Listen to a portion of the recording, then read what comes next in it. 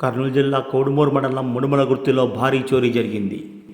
ఎద్దుల మల్లికార్జునరెడ్డి అనే వ్యక్తి ఇంటి తాళాలు పగలగొట్టుకున్న దుండగులు 6 తులాల బంగారు నగలు, 50,000 నగదు దోచుకున్నారు. మల్లికార్జునరెడ్డి ఆరోగ్యం బాగా లేకపోవడంతో కుటుంబ సభ్యులు వారం రోజులుగా కర్నూలు ప్రభుత్వ ఆసుపత్రిలో ఉంటున్నారు. దోపిడీ అనంతరం దుండగులు వంటింట్లో ఉన్న గ్యాస్ను లీక్ చేసి ప్రమాదంగా చిత్రీకరించే యత్నం చేశారు. గ్యాస్ వాసన వస్తుండటంతో ఇరుగు పొరుగు వారు కుటుంబ సభ్యులకు సమాచారం ఇచ్చారు. సీన్ ఆఫ్ అఫెన్స్ పరిశీలించిన పోలీసులు విచారణ చేపట్టారు.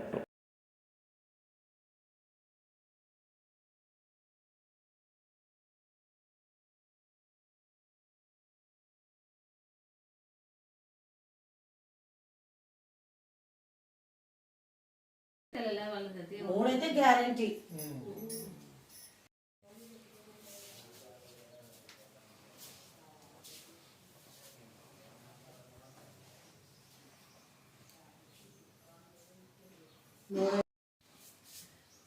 ఆయన పక్కన మా ఎర్రాలకి కమ్మలు ఒక ఉంగరం పెట్టిపోయింది నాకు అన్నీ. ఆయన ఉండాలి ఊళ్ళోనే నాకు అడ పెట్టిపోతుంది ఎప్పటికీ. ఈయనే ఉంది ఆయనది.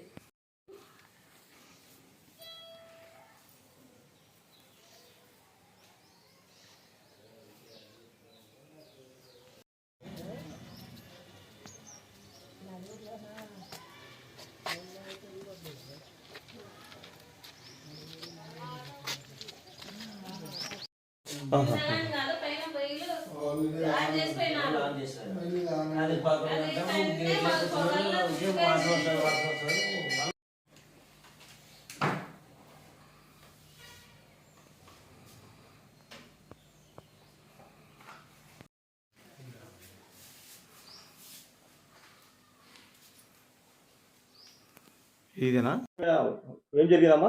మేము హాస్పిటల్ పోయినాం సార్. మా ఆయనకి వెళ్తే బాగాలేదు, ఆపరేషన్ చేసినారు. మేము 6 రోజులు అయింది మేము పోయి.